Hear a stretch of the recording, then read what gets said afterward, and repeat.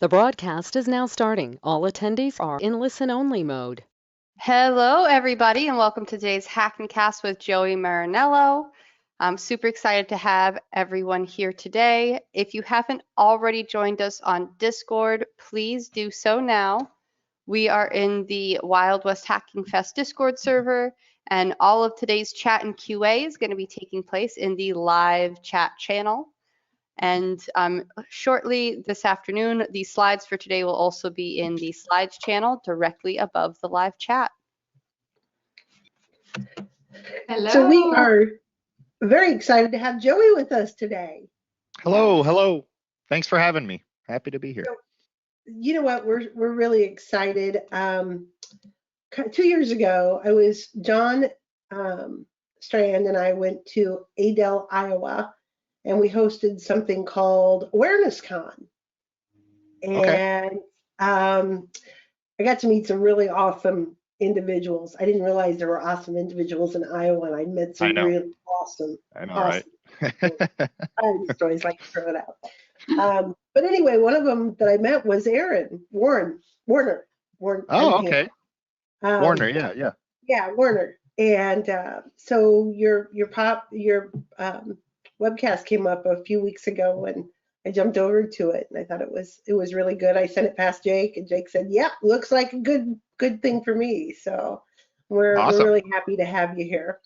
Yeah, I'm happy to be here and happy to share some of my experience as well. Thanks for having me. Awesome. And he's in cold and snowy Minnesota, correct? Yep, I'm about 15 minutes south of Minneapolis. Our company is headquartered in Iowa, and I work from here mostly, unless I have to be on site for a big incident going on or meetings and such. Very cool. Very, very cool. Well, we're really glad you're here, Joey, and we're glad you agreed to come on and pre-banter with us as well. I know you had a webcast yesterday on the why did I just lose it? Log4Shell. Yeah, what a nightmare. Yeah, what a nightmare. It's become for everybody, right? Yeah, and it's always right before Christmas, right before a big break. So yep. So I've got a question since you brought up Log4Shell. I've seen on Twitter making its rounds, people are calling it Log4j instead of Log4j. So are you Log4j or Log4j? I've seen Log4Shell, I've seen Logjam, I've seen Log4j. I kind of like just sticking with Log4j because that's the affected one. Yeah. I just thought it was comical. It's like GIF or GIF. Right. We all know it's GIF. We all know it's GIF, correct. Yes. And people that call it GIF are just old. Oh boy, here we go. Well, it's got to be a gift because Ryan was gifting gifts yesterday. So. It's got to be. Let me see. What does the audience say about that? They're typing. They're typing. That's a good one. I'm afraid we've ripped the Band-Aid on that one. Yeah. I think Bugs is right though. On that Well, I've heard arguments. You don't call it a giraffe, right? It's a giraffe. Right. And I think that the individual that created the format says it's GIF. But I'm Really? Team GIF. I'm Team GIF, by the way. I say GIF. I thought that the creator called it a GIF, and that's why I was Team GIF. But if the creator says it's GIF, now I'm confused. Are you just gonna trust some random guy from the internet, though? Listen, I do it all the time. On a similar note, is it sim or is it seam? See, I fall into the sim camp because but I have no idea. Same. I'm going with sim. It's a silent So, E. Yeah. Is it wash or is it wash? Is it creek or is it crick? It depends on what you're washing. So I tend to flip-flop, Velda, with crick or creek, depending on who I'm talking to. Also, I call it quick. coyote versus coyote. I find myself doing that too, like flip-flopping between the two. You know what? Being a Midwesterner, I used to call it a wolf. A wolf Instead of a wolf. instead of a wolf. Wolf. Well, what is it? Wolf. Roof or roof, right? I'm a Alan triggers roof. my daughter, my 14-year-old. If you say roof, not roof.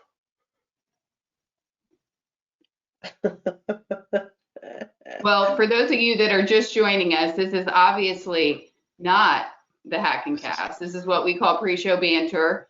Yes. You show up early because we show up early.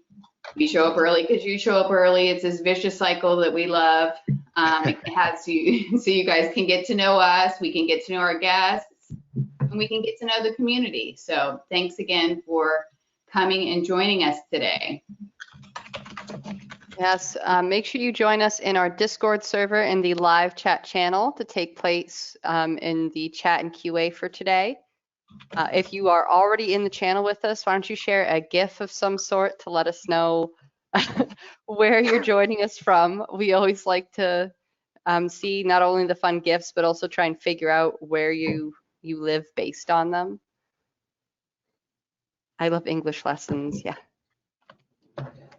I've got to I like go that. to my go-to. I'm participating in that one as well. That's an easy one. Nebraska, okay. Yeah, I came across this one the first time, and now I just stick to it. The monkey and the, I think it's a banana, not a corn cob, but. Yeah. Could Well, go either way. Butter and jelly, is that what the, like, but that doesn't make any sense. Banana. It has nothing to do with the team. Oh, it's a monkey and a banana. I just realized.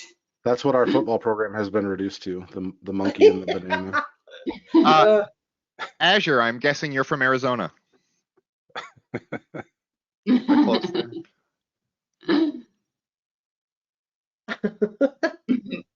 Some white guy. Yeah, somewhere hot. Yeah. That could be, again, either somewhere like Arizona or Florida. Dunderscore, that has to be, where are the Guidos from again? What's that show? Jersey? New Jersey? Jersey? Yeah. Well, it looks like they've got Italy behind them on the map, so Yeah, maybe. could be Italy. I think they did an Italy season. Azure said it was Hawaii. Can we trade places, Azure? You want to live in Minnesota? New Orleans. We had I took my daughter-in-law out for lunch the other day for her birthday, and we had beignets at our local restaurant. They weren't as good as the ones in New Orleans, but they were good. And it made me want.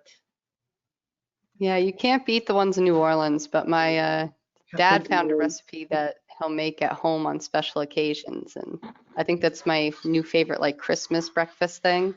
Yeah. So good. My sister went to LSU, and she would go down to New Orleans and send me the Cafe Du Monde box to make the beignets, which they just never turn out the same way. Yeah.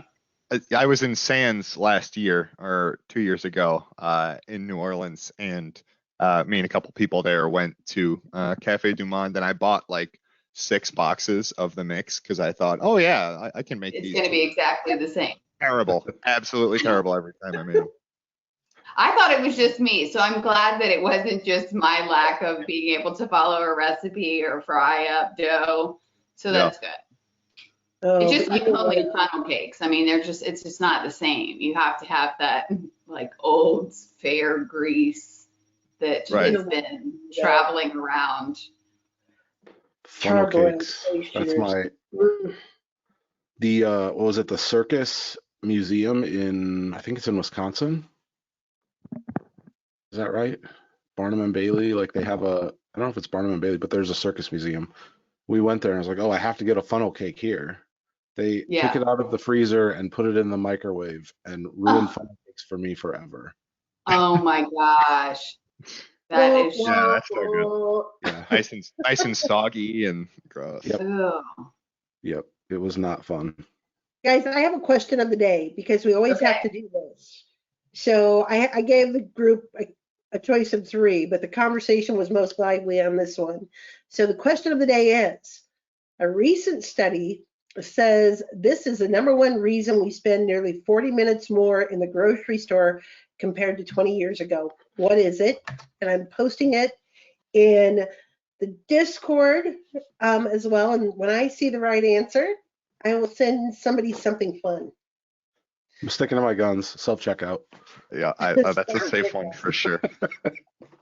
I think that it's the social engineering that they do with the music that they play. Like, they've always got my number when it comes to like the music that they play. It doesn't even matter which time of the day I go. It's like it always has me, like, you know, dancing and singing down the aisles.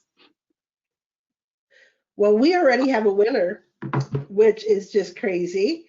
So I'm going to say, can you send me your mailing address? I'm just looking at the responses. Smartphones? Yeah, which one should I piggyback off of? I was going to say smartphones, I think, if it's already out there, is the one that's probably the most likely. I like Ryan. I'm going to let you go for a little bit on this, but we already have a winner, but I think I'd still like to see what everybody has to say. Smartphone, public subcategory. I like Azur's response. Checking out other people. People watching. Yeah, people watching for sure. Yeah. I should know this. I was on a CCERT team at Target. I should know more about retail than I do.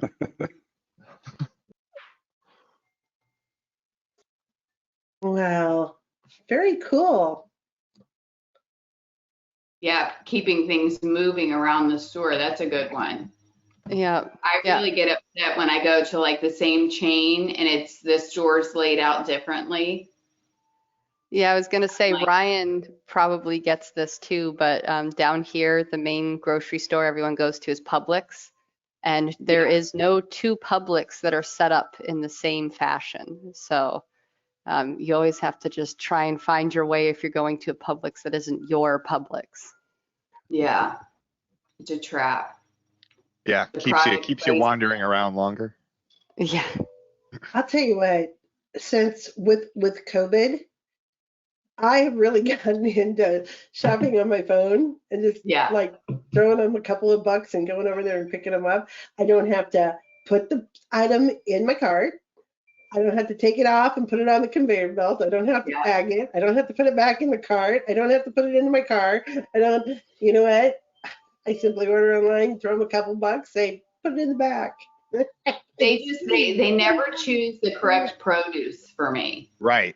Yeah. My problem with that is if you do large orders, there's like 5 or 6 things they either didn't have or they had to substitute or they get wrong. Right. It's so convenient though. It's worth it. Oh my gosh. Well, Joey, you probably have Hy-Vee there too, right? Yeah. Yeah, we have Hy-Vee, and I have one not too far from my house here in Lincoln.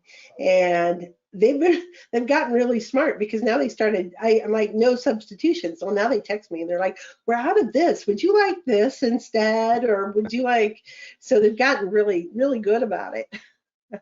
But I've gotten really lazy about going to the grocery store altogether. Yeah, with COVID, I've gotten lazy about going anywhere at all, honestly. Yeah. So Velda, my 16-year-old has a part-time job at Hy-Vee now. He does that. He's a flex worker, so he does the online shopping piece of it. Oh, that's cool. Yeah. If you want to call it work, it's like once every 2 weeks, I think. He's very part-time. Yeah. Where I live, there's like, we didn't even have like DoorDash. Like it's not even a option. So I did DoorDash for a while. The delivery fees, I just can't do it anymore. I'd rather just drive. Expensive. Yeah.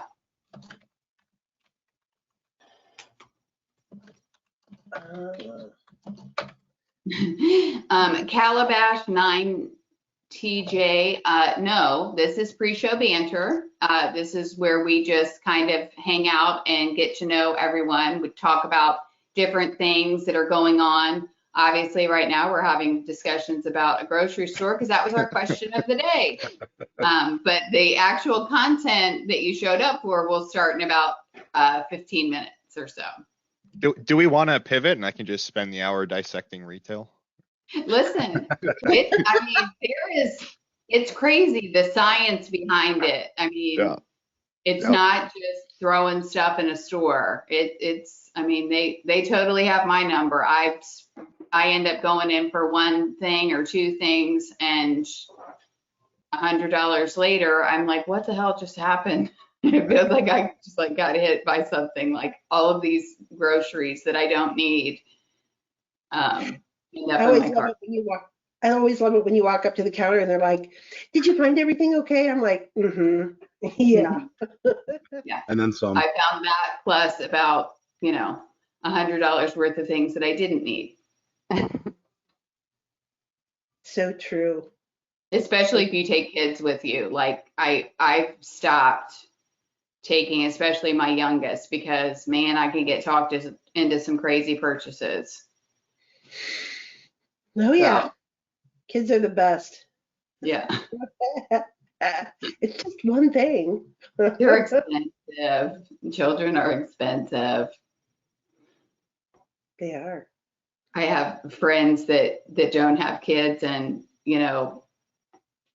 I'm just envious at times looking at all of the different things. Like the stuff just adds up so fast, you just don't even realize that you're like, wait a minute, what just happened?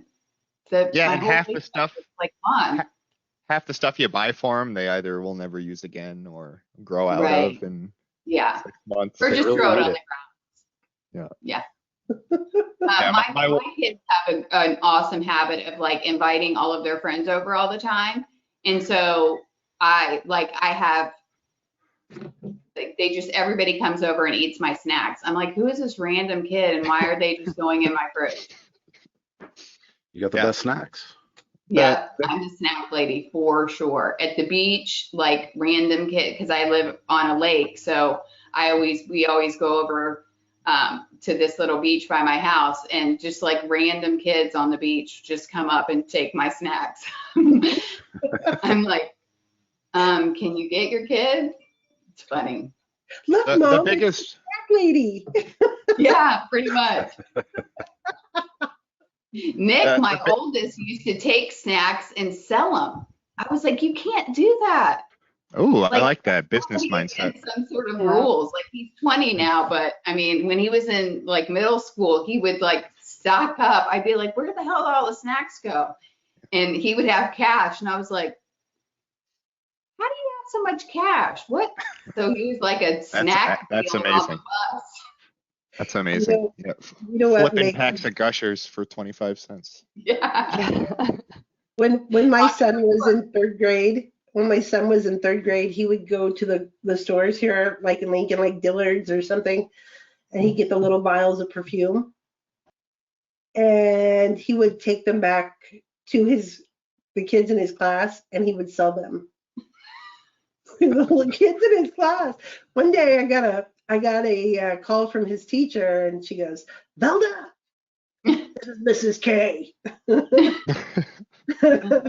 Are you aware of the situation with the cologne?" And I'm like, no. She said, "Well, your son is bringing him to school and he's selling him to his classmates." He said, "I went to take it away from the little girl and she said, you can't, I've already paid him for him."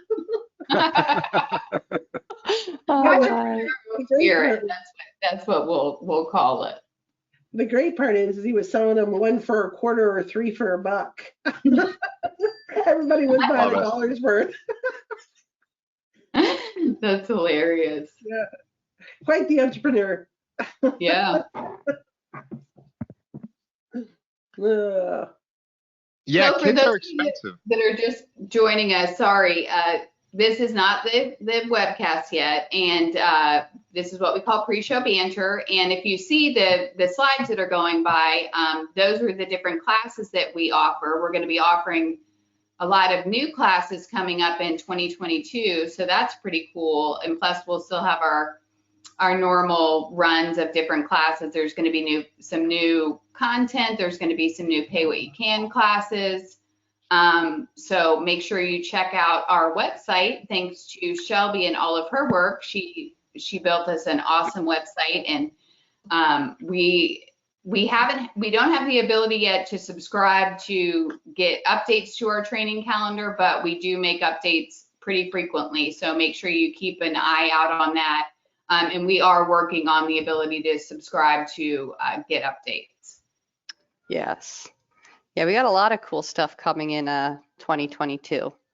We'll have people be able to subscribe to our upcoming training stuff, and there's more in the works for the cyber range / ACE-T certification that we have at Anti-Siphon.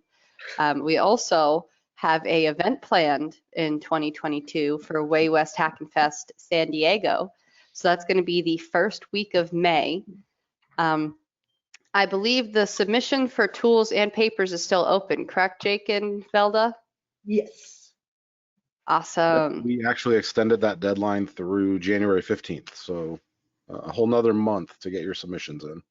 Perfect. So if you want to come to the conference and either do a presentation or talk about an open source tool that you're a huge fan of or helped create, please submit your tools or your presentations to us. We also opened up training registration for the event as well. So make sure if you've been waiting for that, you go onto our website and see what we have. I think is it 10 different trainings available at the moment? Yes, I think, or is there 11 posted? There's actually 10 right now, but there will be 12. Awesome. Or there should be 12. So yeah, it's going to be an awesome event. Joey, are you coming out to San Diego or Deadwood to celebrate? I would absolutely love to. I'm hoping to make it to one of them. If not, I will definitely be attending virtually. Fantastic. Yes. Fantastic. So I think we're gonna keep with the hybrid events, just because we want to definitely include all of our attendees, even the ones that are overseas. And we really are doing a lot of cool stuff with Way West with our augmented reality, so that people can kind of feel like they're there. So one of our team members, John Bevers, is doing a lot of really cool stuff with that. So it's exciting. It is. It's going to be a great event. So we're excited. We're really excited about the training, and really excited about the speaker lineups that we're starting to gather, and just excited about being part of being in San Diego, being in Deadwood. Hopefully everything will continue to go in a hybrid event. We'll be able to do in person and virtual. So yeah, looking really forward to it. It's great. And as Megan mentioned earlier, we got Shelby, I'm sorry, we do have some new classes coming up for 2022. So if you haven't had a chance, drop over to our Anti-Siphon website and take a look at our training lineup. So it's really I'll go ahead and post a link to that in the live chat channel. So I did ask a question here. The answer to our question of the day is actually too many choices. So, too many choices. Okay. Yeah, Makes sense.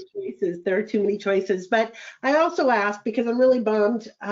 Jake and I live in Nebraska, and we're expecting a major windstorm here later today. But I was scheduled to go to play Christmas vacation trivia tonight, and because of the weather, I'm not sure I'm going to get to, so I'm kind of bummed about that. So I was just asking for everybody's favorite line from the movie Christmas Vacation, just so I feel better about missing my trivia contest tonight.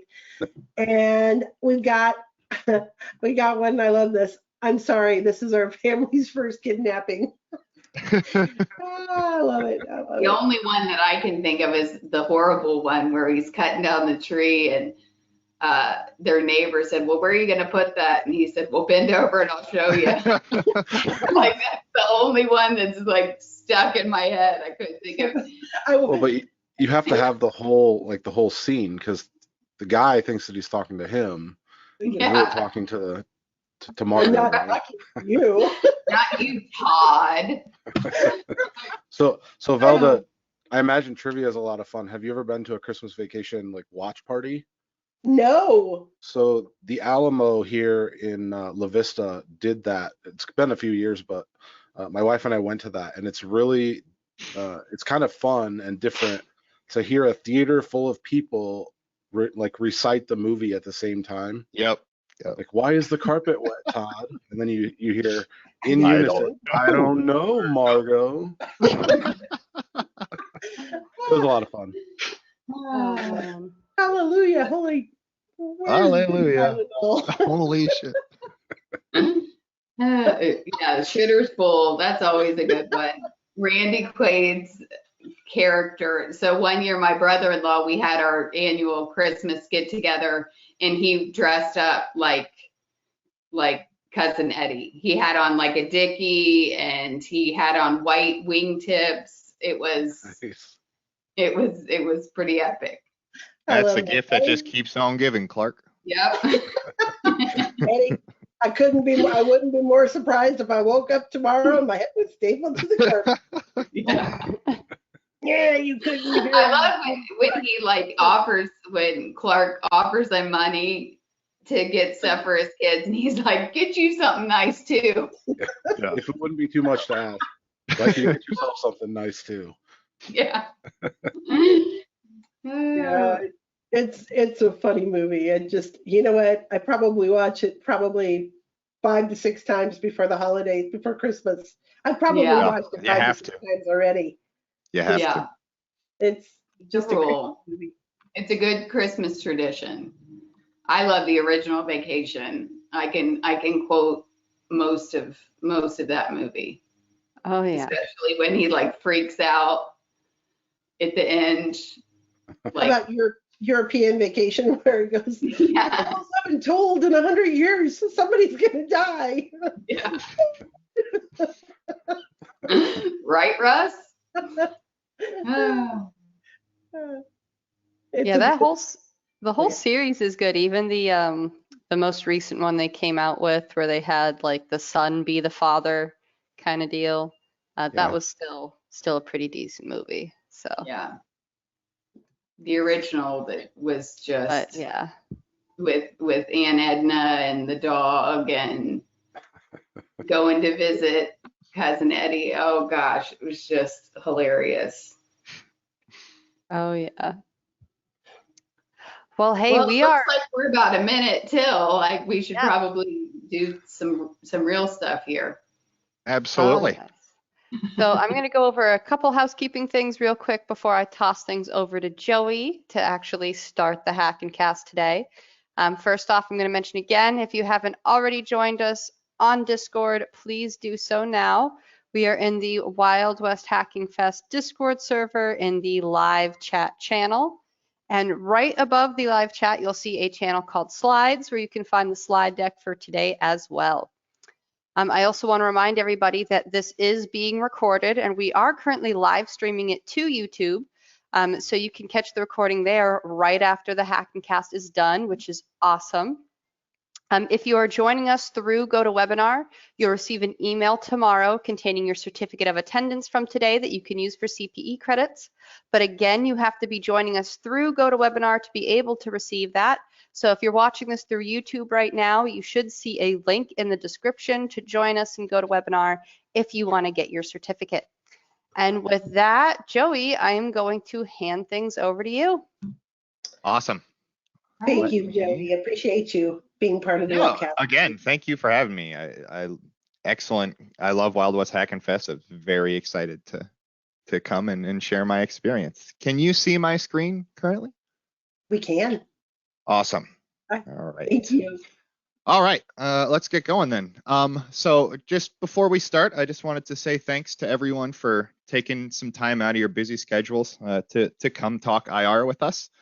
especially with Log4j and everything going right now. It really means a lot.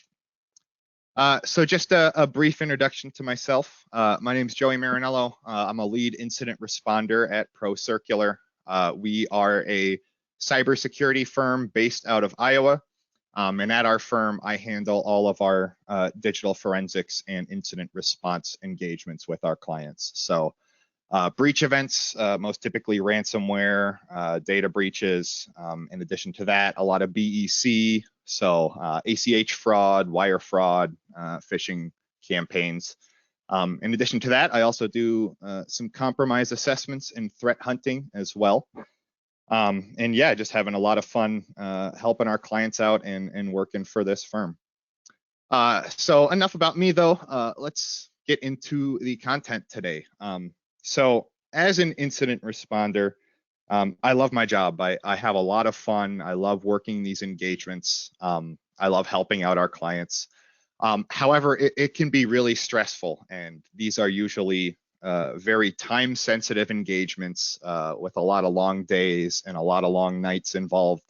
And because of that, I've found, at least in my experience, that it's very easy to narrow your focus down to the active incident phase. So from when you get the call from your client to when you think the attacker is out. And I found that it can be easy to neglect the lessons learned phase, where we're supposed to reflect on what happened during the incident and, how can we be better? How can our clients be better? And how can the security community be better? So today I wanted to zoom out a little bit and focus on after action and lessons learned. So to do that, we're going to go through 3 recent ransomware incidents that I worked. All of these incidents I either led or supported response to. 2 of them are confirmed ransomware incidents, and they were purported by Conti, everybody's favorite ransomware group. And then one of them we believe was a setup for a ransomware deployment across the environment. So we're going to go through those cases, and then after each case, we're going to focus on lessons learned. So we're going to look at takeaways across 3 main categories. So this is going to be technical knowledge being what at a technical level can we take away from this engagement. Improvements and growth. So this is where we'll answer, how can we be better? How can our clients be better? And how can the security community be better as well? And then knowledge sharing. So what information can we take away from these engagements and share with others? After that, we'll kind of recap on those 3 categories, and then I'll also give a couple of pitfalls, so things not to take away during lessons learned. And then after that, we'll have some time for questions. So if you have any questions, if you would tag me in Discord, I'm just going to say hi real quick. That's me, Soulsphere. Feel free to ping me with your question, and then afterwards, we'll go through and I'll get to as many of them as we can.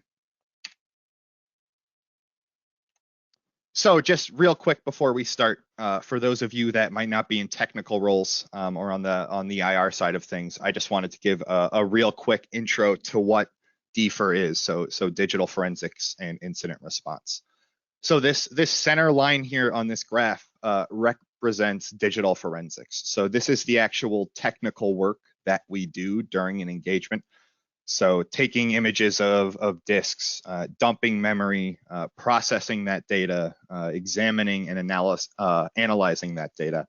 And then this outer ring here around the outside is the process of incident response. So this is the overarching process that guides the technical work and the analysis that we do throughout the life cycle of an incident. At the bottom in the center there is lessons learned. So this is considered the final step, depending on what model you follow, of incident response, where we reflect on what happened and try to be better going forward. And then, of course, all of this feeds right back into waiting for the next incident to pop. So enough with that. Let's get into the fun stuff. So we're going to start with our first of 3 cases. So incident number one, just a quick overview. This was a client of ours in the finance sector. So we got a call from the client saying, hey, our EDR had some weird alerts come in. We want you to come take a look at things and see what you think. We think this workstation is infected. So we come in, we take a look, and it looks like someone was on a workstation trying to escalate privileges to either local or domain admin. So walking through the case from start to finish, we found that the initial infection vector here was phishing over social media. So the attacker stood up a fake LinkedIn profile, filled it with connections, filled it with some bogus job postings, and then reached out to various employees within the company saying, hey, I have a job you might be interested in. Here's a zip file, take a look at it. So the employees, they look over their shoulder, make sure their boss isn't around, download it, open it up, and pull the Word doc out and enable macros, and the attacker gets a shell. So they land on the workstation, they prod around a little bit, they realize they are just a normal user, no admin privileges, can't really do much, and they start hitting the DC trying to elevate to admin. So this is when we came in, and actually while we were responding to that first workstation, another one popped up in EDR with the same signature. So we found they were on at least 2 workstations. So we isolated, did some analysis. At the end, we found that they weren't able to do much. We didn't see any signs of exfil. We scoped out the rest of the environment, didn't see them get anywhere else. We believe that the end goal here was most likely ransomware deployment, but thanks to EDR, they weren't able to achieve much. So just to recap the key points for this one, this was a fairly advanced attacker using sophisticated TTPs. It was very targeted. They clearly put some work into their phishing campaign. We believe this to be financially motivated, and we believe that the end goal here was a ransomware deployment.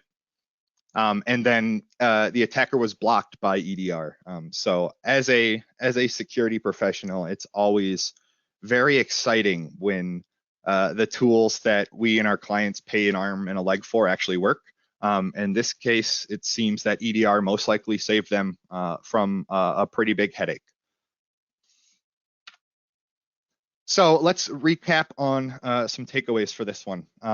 Again, pretty sophisticated phishing campaign targeting users over social media rather than email.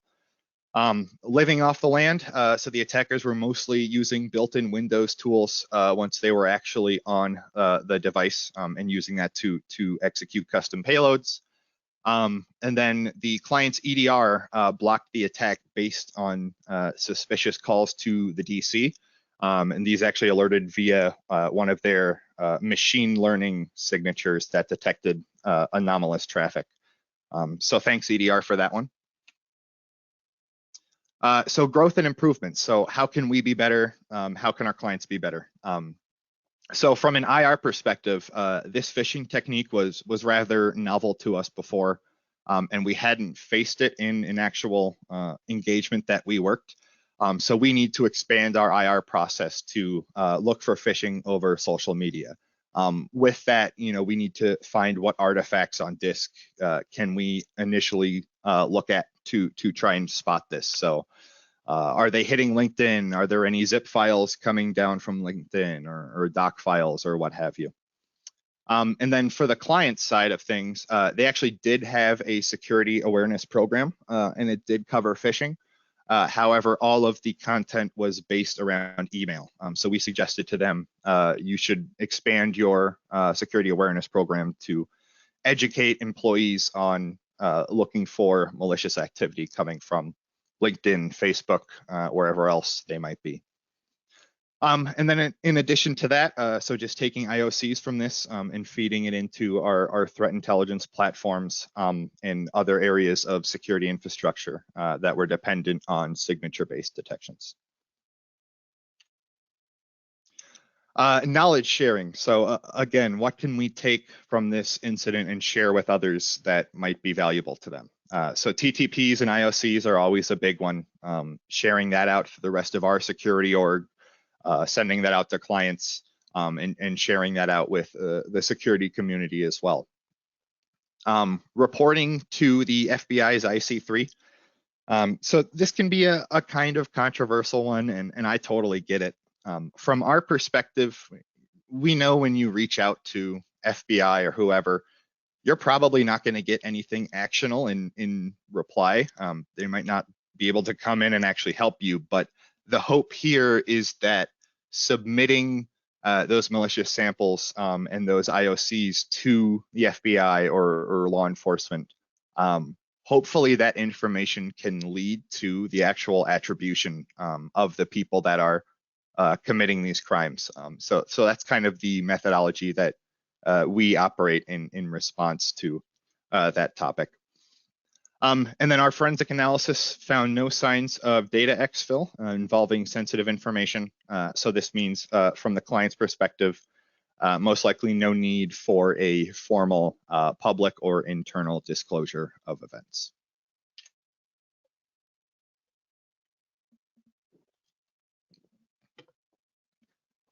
Excuse me.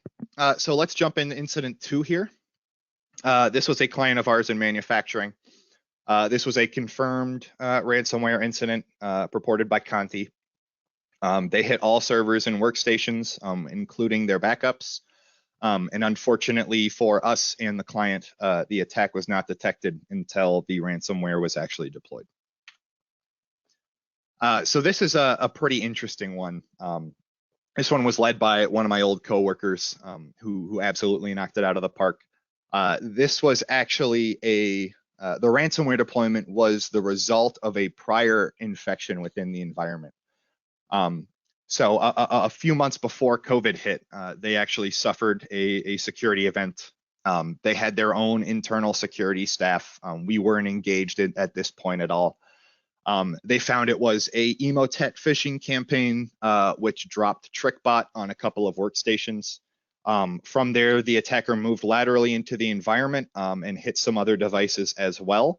However, was not able to do much damage in terms of whether it be ransomware or whatever their end game was. So the client's internal security team cleaned it up. However, they missed a couple of devices. So one of these devices went into storage. It was just powered off. It wasn't identified as malicious. And then when COVID hit, employees obviously went remote. Someone checked out this laptop, brought it home, turned it on, and the attacker's infrastructure was still live and got a shell. Not only did they get a shell, but they got direct access to a domain admin account. So from there, they connected over VPN into the internal environment. No MFA on VPN, moved on to a DC and used PSExec to deploy ransomware across the entire environment, again, including all servers, workstations, and backup server as well. So key points on this one. Again, ransomware incident caused by a failure to properly remediate a prior security incident from a few months before. No MFA on VPN. So even if they had this, it's possible that the attacker would have still gotten in at some point into the internal environment, but that would have been a huge hurdle for them to climb over, even sitting on that DA account on the workstation. Unfortunately for the client, they were unable to restore the environment. They had no other backups. They had to either rebuild from scratch or pay up the ransom. And in addition to that, which led their decision in one way for sure, was we did find data staged and exfiltrated from the DC and the initial infected workstation. So all of this considered, the client and their leadership had a long talk and decided that they had to pay the ransom. So key technical takeaways on this one. Original 2019 infection was caused by Emotet into TrickBot. From TrickBot, they spread laterally through the network and infected additional devices from that initial compromised workstation. Once on the DC, they used PsExec to deploy ransomware across the environment. And again, based on Conti's news site, the ransom note, and other threat intelligence, this was attributed to Conti. In terms of growth and improvements, so the client had internal security staff. They had a couple people that were dedicated security. However, they didn't have very robust set of tools to actually give their security staff the visibility and the capability within their environment that they needed to successfully respond to and detect and prevent these kind of incidents. So client needs to not only expand their security stack and their infrastructure, but also get their security team the training and the resources that they need to do their job effectively. An offline or an off-domain backup solution could have potentially prevented the client from paying the ransom. Obviously here, data exfil is still a significant consideration, and it's possible the attacker could have sat there long enough to hit that backup solution as well, but it definitely could have mitigated that from happening. And then some quick wins that are pretty cheap. So MFA on your VPN, tighter local admin policy. No one has domain admin if they don't absolutely need it. And then better security awareness training. So if that phishing campaign from prior wasn't successful, most likely wouldn't have led to a ransomware event. And then knowledge sharing here. So this is pretty similar to the previous incident. So again, share those TTPs and those IOCs out, feed them into wherever you can, and try to help others prevent these sorts of incidents from happening in the future. Again, we submitted the samples and the indicators that we found to IC3 as well. And then exfiltration of sensitive information was identified, which did, unfortunately for the client, lead to public disclosure of these events. So really not a good couple weeks for this client. And from our perspective, from the IR side, it was disheartening that we weren't able to help them more, other than give them bad news and let them know what actually happened here, start to finish. So incident 2, kind of a bummer. This one is a win though. This was also a client of ours in manufacturing. Again, Conti, confirmed ransomware incident. They hit a majority of all servers and workstations, including their backup server and all of their application servers. And the attack again here wasn't detected until the ransomware was deployed. So not a great place to start off from, but this one, spoiler alert, ended well. So again, this was Conti. They used proxy shell to hit a public-facing on-prem Exchange server and landed on a legacy DA account that was still on the Exchange server that wasn't required by the client. So their email was actually provided through a cloud provider. However, that provider said to the client for some reason, we never got the full answer to this, but they had to have an on-prem server as well, even though they were getting email from a third-party provider.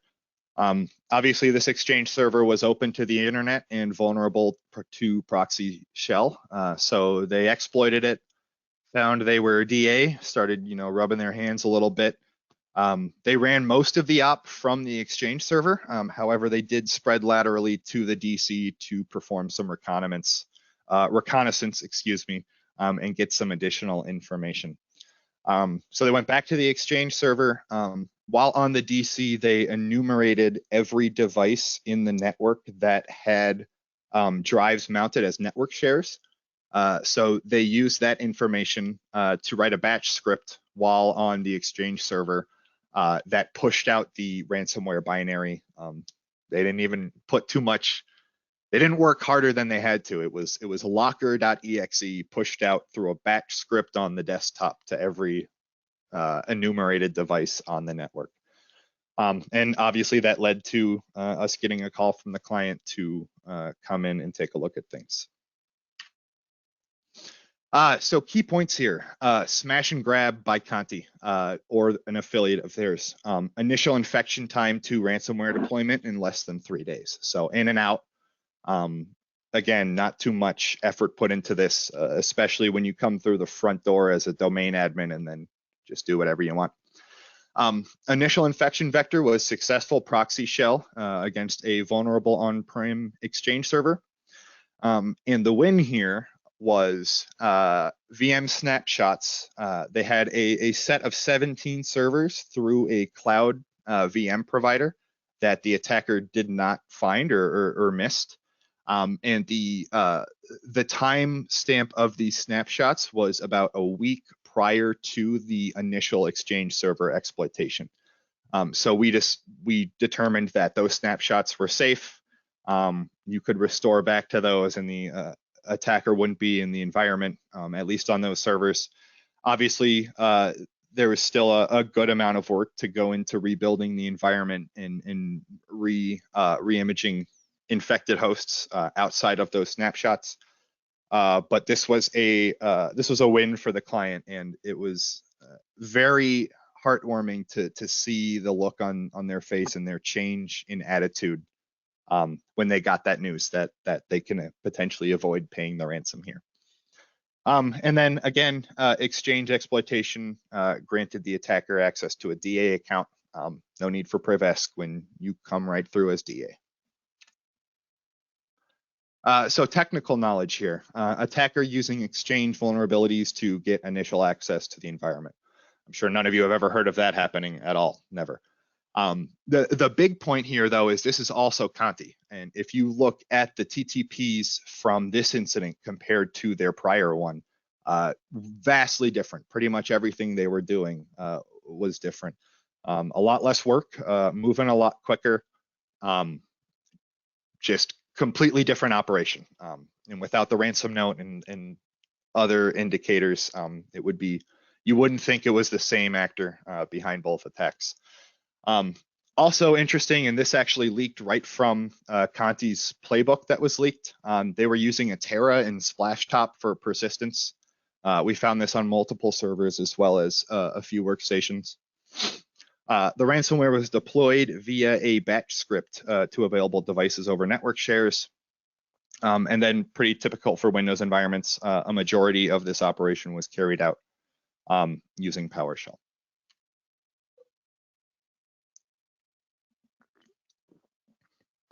So in terms of growth and improvements for ourselves and the client, legacy Exchange server decommissioned. They worked out with their IT provider. They were like, why the heck do we need this server if you're giving us email? We don't know how that ended up, but they were able to get that server out of the environment. Client deployed EDR, so they didn't really have a robust security stack. They had AV, but they only had AV on workstations, and it wasn't on any of their servers. And given how attributable the various binaries used by the attacker were, we think that would have thwarted the attack if they had AV on the servers. But they didn't. They ended up choosing to go with an EDR and push that out across the environment. Additional quick wins, cheap wins for the client. RDP disabled across the environment. MFA put in front of the VPN and their cloud email accounts. Stricter local admin policy, and getting rid of DA accounts that don't need to be there anymore. Excuse me. In terms of knowledge sharing for this one, breach event was reported to local law enforcement and the FBI. Again, we shared indicators as well as the malicious items that we found. So ransomware binary, their Cobalt Strike they were pulling, batch script, other things as well. We did find evidence of exfiltration. However, we weren't able to identify what they took. So really all we had was a few disk images on this one. They had no other logging on the network level or on the endpoint level. We found our clone, and we also found a our clone configuration file. However, the configuration file had been encrypted by the ransomware when it was deployed, so we weren't able to glean any additional information from that. So this was obviously a consideration for, do we pay the ransom or not? We monitored Conti's news site, and we didn't see the client's name tied to anything on there over the course of the engagement or afterwards. Now, of course, that doesn't mean they didn't have data on there, but it could have been traded behind the scenes, or maybe they actually didn't get anything. But even considering this, the client decided not to pay the ransom. And then the client here worked very closely with their employees, giving them regular updates, making sure they felt safe. At one point, Conti was actually calling victims at the company, saying, "We're going to harm you and your family if your boss doesn't pay us," which is deplorable in every sense of the word. And kind of ironic is, during this activity and during the engagement was when Conti's data breach happened and was disclosed. So that was a little boost of morale for us and the client as well.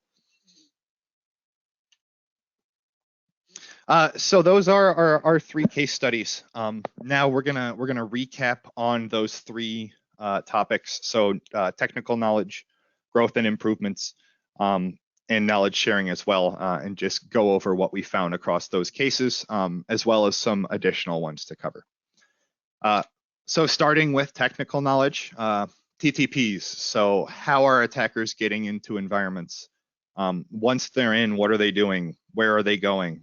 What's their end goal? What tools are they using to carry out their attack?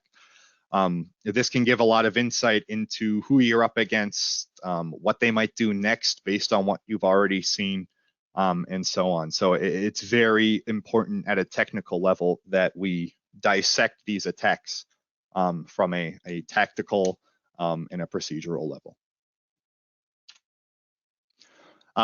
Evaluate weak security controls and gaps. So this is something that I do from the start of the engagement until it's over. Anytime I come across something that I see as a vulnerability or a weak spot, I'll just keep a note on that and tally it up.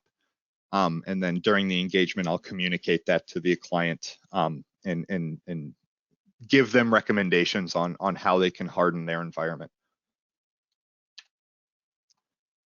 Post IR monitoring, this is a big one as well. So with smaller clients, 3 servers, 5 workstations, you can probably get to every workstation and really dig into it and see if there's anything malicious going on there. However, at scale, and if we're looking at an environment with 1,000 servers and more workstations than that, you're probably not going to be able to look at every host. That would take months if you're pulling disk on everything or whatever and digging into that. If they have EDR or something like that, or SIM, obviously you can glean information from that. But it's very possible, and it's something you should always consider, that maybe there's something we missed, or maybe they get back in. So it's very important that after an incident, you sit there and you watch and you make sure that you actually clean things up and eradicated the threat from the environment. So moving into growth and improvements, again, how can we be better as incident responders? How can our clients be better? How can the security community be better? Huge one for me, specifically IR process improvements. So after an incident, sit down, look over what you did, be honest with yourself. Did you do something poorly? Did you make a mistake? Reflect on that and try to be better going forward. You know, maybe I got stuck up on reversing this sample and I wasn't able to get the indicators out of it that I needed. Or maybe it took me too long to find that initial infection vector. Or maybe I missed exfil and I could have found it somewhere, but I didn't. The whole point of all of this is to be better and to get better. So after these engagements, it's important that you sit down and you reflect what you did and take things from that and improve going forward. Hardening of compromised environment. So this is where we take those weak security controls that we found and actually give recommendations to the client or to whoever's running the compromised environment on how to actually achieve that and how to move forward with protecting that environment better in the future. Feedback to and from other security verticals. So the form of this varies dependent on whether you're in an internal security org or external or so on. But things we find during IR are most likely going to be valuable to threat intelligence teams, to vulnerability management, to your SOC, to your security awareness. So it's important we take our findings from these incidents and share that out with our other teams as well, so they can learn and be better from that as well. And reciprocating that the other way, new threat intel comes in, they should give that to IR, they should give that to other people that can use that information. So it's important that we're all constantly giving and receiving feedback from each other to be better in the end. Budgeting and improving security posture. So as dirty as it feels to say, there's no better time to get investor buy-in than after a breach. These are expensive, costly, headache-inducing events. They hurt your brand, they hurt your reputation, they hurt your bank account, and you're never going to have an easier time pitching that EDR, that SOAR platform, that SIM, that increased security staff than after an incident. So after that incident, come up with a plan. What do you need? What's the biggest priority in moving forward and strengthening your security posture? And I bet more often than not, you'll get that buy-in you need, at least at some level.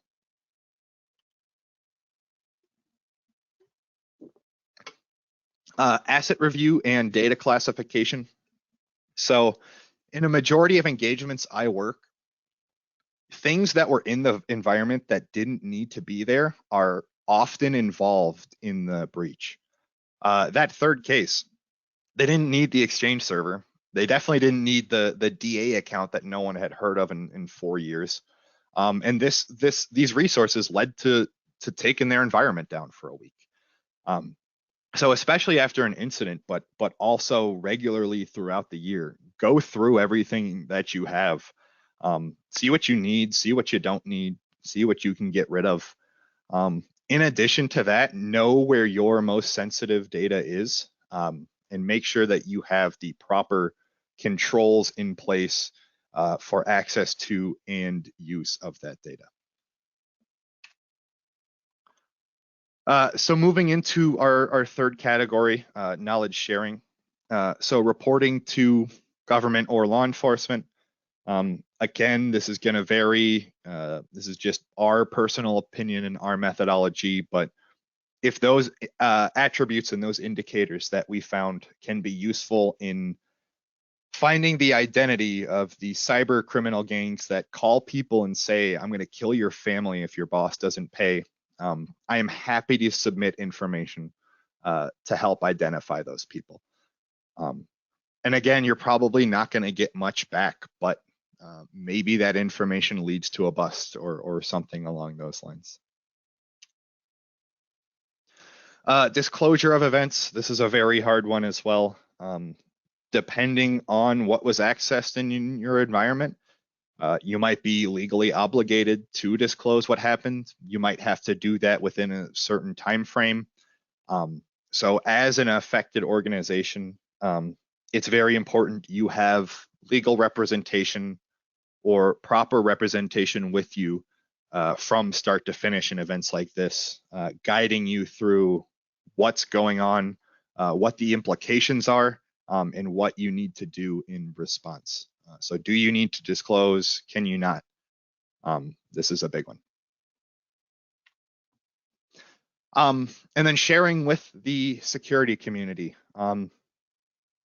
Do a blog post, post on Twitter, do a talk, share what you found with others. We're the best when we all are working together and sharing our information, and maybe these attributes from this attack that I responded to can help someone else or another security org prevent a similar attack or be better. So take that information that you can share and share it out to others. And before we wrap up, just a couple pitfalls. So what not to do during lessons learned. So this is one I'm very passionate about, avoiding or properly attributing blame. So the scenario I like to use is, let's say Bob in accounting gets a phishing email, downloads a maldoc, opens it up, his workstation gets popped, attacker moves into the network, leads to a wide-scale breach event. Is it actually Bob's fault? So yes, on some level he is to blame, but whose fault is it that that email got into his inbox? Whose fault is it that proxy didn't catch that second stage download? Whose fault is it that antivirus didn't catch either of those either? If you don't have visibility into any of that, whose fault is it that you don't have the proper budget and spending capacity to have those controls in place? So while yes, Bob needs to be held accountable at some level, it's important that we incorporate blame across every factor, so we are properly understanding how we failed and what we need to do to remediate that. And then misattributing root cause. So this is pretty similar to the previous one, but abstracting out that blame and understanding the root cause of that phishing attack is, yes, Bob clicking on the email, but also that email getting in and also the weak controls around response to that. So again, just very important that we consider every aspect when reflecting on this. And then real quick, just IR specifically, what are my key takeaways from incidents? So fix core items immediately. Make sure you stop the bleeding, you identify how they're getting in, and you cut that off. Sweep network for similar IOCs. So again, maybe the majority of our work was spent on the DC or the Exchange server, but it's important that we sweep through the network for any other hosts that might have similar activity going on. Update and implement detection strategies. So incorporate those findings into your IR process and the affected organization's IR process. So if something similar happens in the future, you're more prepared to detect and prevent that. Capitalize on opportunity to get board attention and budget. Again, after that security incident, come up with a report or a presentation for your investors on how you can prevent that from happening again in the future. Asset review and data classification, again, go through and get what you don't need out of your environment, and then constantly be updating your IR process and enhancing it so you can do better in the future. So that is the content of my presentation. Let me catch up here on the chat and see if I can get through some questions.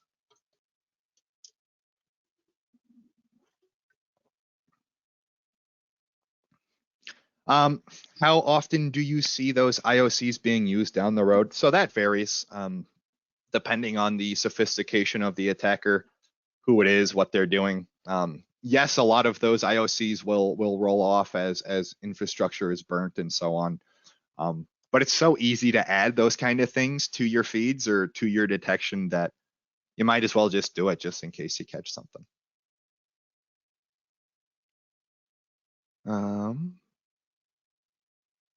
Are there good ways you can identify fake accounts, LinkedIn, Twitter?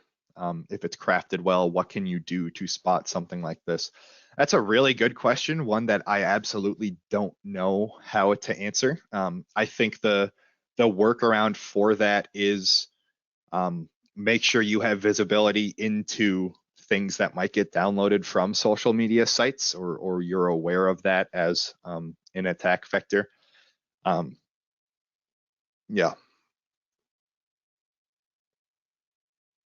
I'm assuming the DA account had cache credentials on the device that they were able to crack. So we didn't have full visibility into the 2019 incident. We think they dumped creds and then were able to reuse those creds once they got back on the device after COVID.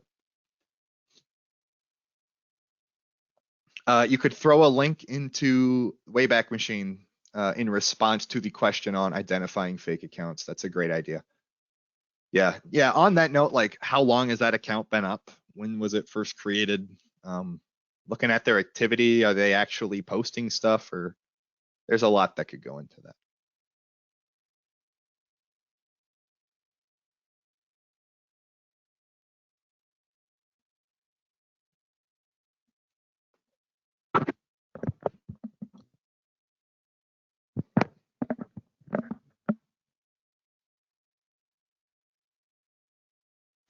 If you are engaging in a defer event and find that the initial compromise came from a vendor account, do you go through the extra steps to identify how that vendor got the account compromised? That's definitely a gray area. Obviously, we can't look at that vendor stuff unless we're given in writing that it's okay to do so, and so on. In some cases, that might happen where that vendor, you report to that vendor, hey, you're popped, and they bring you in. But in some other cases, you might just have to understand that you don't have visibility into that and cut off the bleeding within the environment that you do have access to.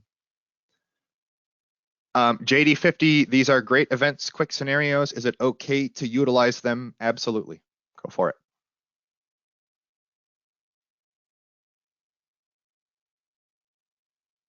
All right, I'm going to skip a couple down to more recent questions.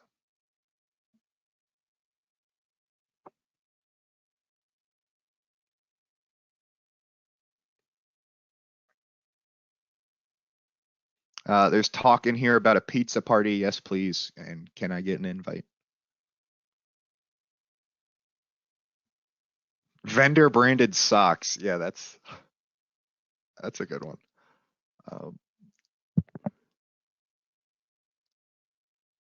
I need my Splunk socks on for this one.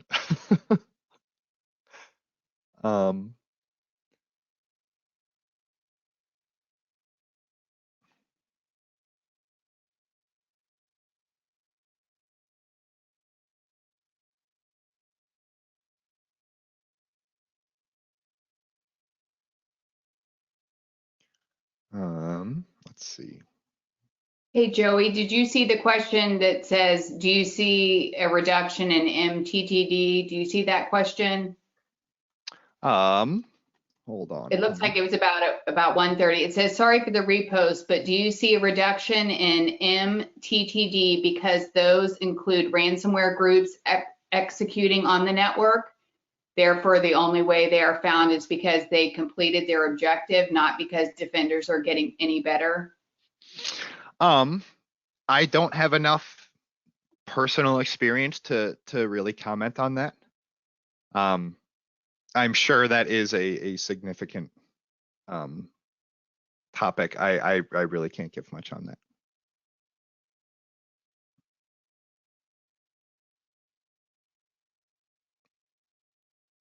It also looks like somebody asked, does anyone know of a good ITAM?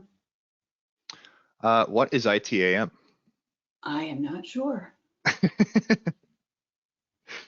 Full disclosure, I don't know what MTTD or ITAM. I guess. Let's see. I'm sure someone will give it to us real quick.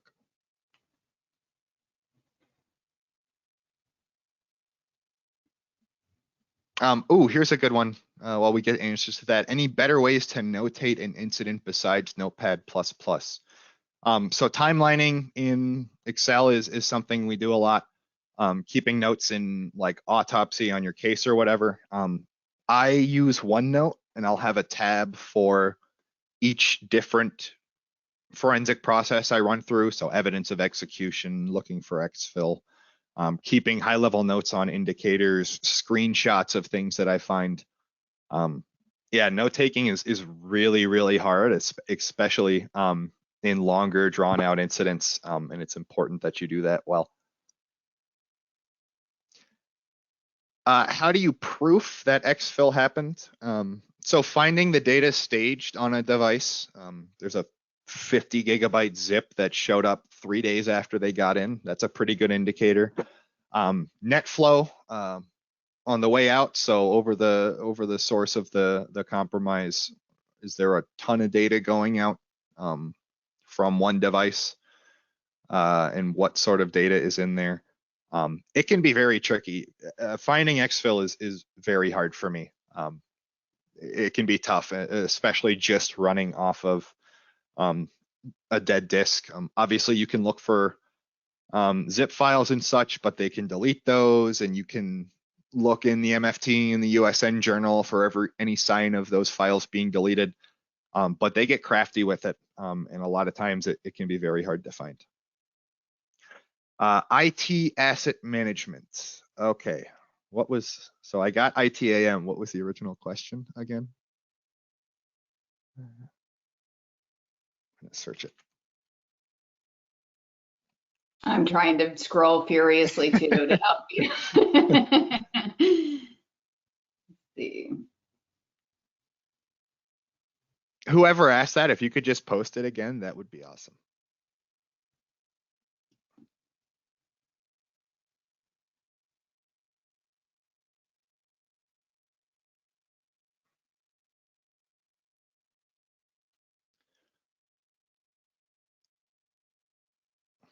Finding exfil is finding the abnormal. You need to know what normal is. Absolutely, and that applies to so many areas of security.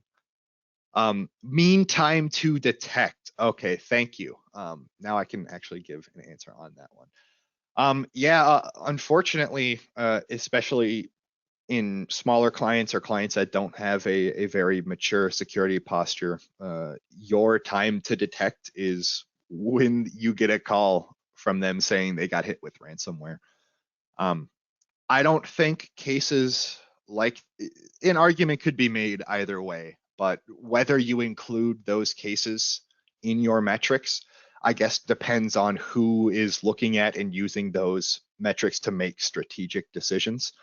As a SOC analyst or something, your time to detect is very important. You also need to consider your time to containment, and the nature of that incident or of that event. How you include those metrics heavily depends on who's using them and who's looking at them. Anyone use? Let's see. Did we get the ITAM one? IT Asset Manager, right?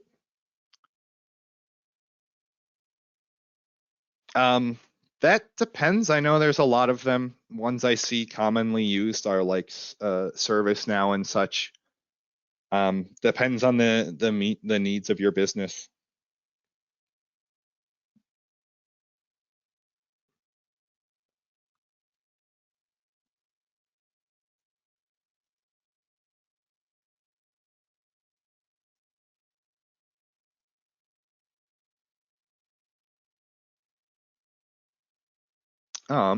Any other questions for me?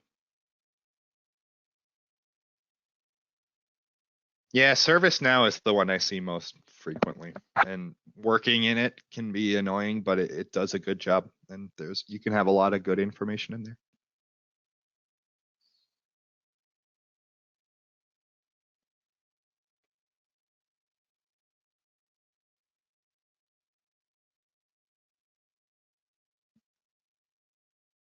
Seeing if there's any questions I missed.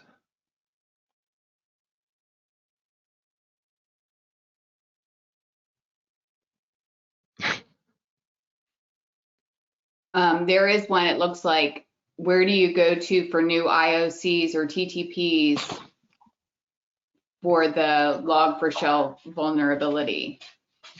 Yeah, that's an excellent question. Whoever is putting them out there, Twitter's a good one for that. There are a lot of lists on GISTs, I think they're called, on GitHub. There's a lot of resources on GitHub. People are updating with what are the vulnerable jar files we're seeing, what are exploitation attempts. I just read a really good article, I think it was on from Huntress on various exploitation attempts that they're observing. Really, you got to scrape through and keep up to date on that, just from, you know, scraping through Twitter or Google or whatever. Obviously, you could stand up your own feed for that and feed that information into there. That's something that's going to continue to develop, obviously, as more and more people are looking into that activity and getting popped and so on. It also looks like somebody asked, do you have any good resource on a roadmap to do what you do, like what kind of skills you may need to do what you do? Yeah, absolutely. Man, that's a good question. And I think it varies a lot on your personal learning style and your background. For someone that's newer in security, SOC analysts are a great entry point, and you get a lot of exposure into different areas of security. You see a lot, you get a very wide view into various areas, and from there, that's where I started, and from there, you kind of get exposure to everything, and I found that I liked the forensics side. So going further into that is learning digital forensics skills, learning how to handle disks, how to dump memory, how to analyze that data. I hope that answered your question. Feel free to add on to it if I missed something. It looks like somebody asked if there's any favorite books, technical or otherwise. Oh gosh, absolutely. I have like 20 books here. Hold on, I had to get up and look at them. Practical Malware Analysis is an excellent one. Art of Memory Forensics. File System Forensic Analysis is an excellent one as well. Obviously, these are incident response, digital forensics focused books. There's so many good ones.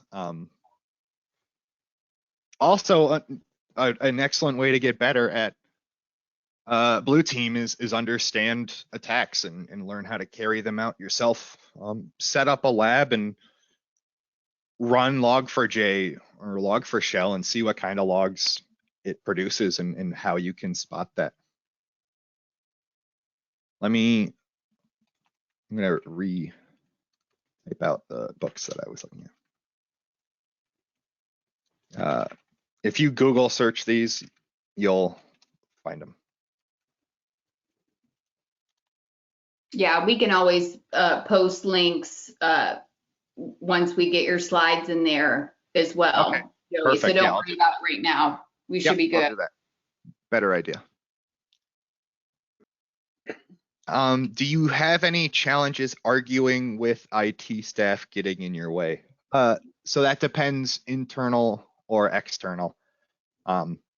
If you're an internal security team, yes, you're going to get fight back from IT all the time. Obviously, they need tools to do their jobs well, and you're the one trying to get them to not have those tools. As a consultant, no. If they don't want to do what we recommend, that's their choice. It's their business. It's their data. We simply make recommendations. Whether they choose to implement them or not is, at some levels, not my problem. It does look like somebody asked about cyber insurance and helping your legal team make sure they know exactly where the policy is. Yeah, they weren't sure if you covered that or not. Yeah, that can be a sensitive one. I think as a business, it's good to have cyber insurance. I also think that is a very new industry with not a lot fleshed out in the right ways yet. I would still recommend having it, but from my experience working with cyber insurance, it can actually impede your ability to actually work on your engagements. We've had times where an incident comes in at 4:30 p.m. on a Friday and they loop in their cyber insurance and their cyber insurance says, I'm sorry, we're gonna have to schedule for later. I don't want to stay late, stuff like that. So it's important that you have it, but having it can cause headaches for sure. Joey, we're getting close to the top of the hour here, and just wanted to come on and again, thank you for being part of the Wild West Hackin Cast today, and really, really appreciate all the information that you shared with everyone. That's kind of our mission here, is to make sure we're sharing our knowledge and sharing our skills. And I know you mentioned that several times in your talk today. So really, really appreciate that. A lot of great information here. Absolutely, yeah, absolutely. And thank you so much for having me. Big fan of Wild West Hackin Fest and was very excited to come on. In terms of everyone here, feel free to reach out to me anytime. My email's here at the bottom. You can add me on LinkedIn, shoot me messages over Discord. Always happy to meet new people and to chat. Outstanding. Outstanding. Well, thank you everyone who joined us for our last webcast of the year. It's hard to believe 2021 is just about behind us. Oh yeah. Always amazed. But you know, we're just so thankful and so grateful for our presenters and for our complete audience that's continued to show up and support every aspect of what we do over here. So really, really wish you all great holidays and a happy new year, and we'll look forward to picking this up in mid-January again. So yes, just a couple reminders before we go. You can find the slide deck for today inside of the slides channel, which is directly above the live chat in Discord. This whole webcast was also recorded and it's currently being live streamed on YouTube, which means that you can replay it right after this. We have the link to that inside of the recordings channel as well on our Discord server. And if you are joining us through GoToWebinar, then you will receive an email tomorrow containing your certificate of attendance, which you can use for CPE credits.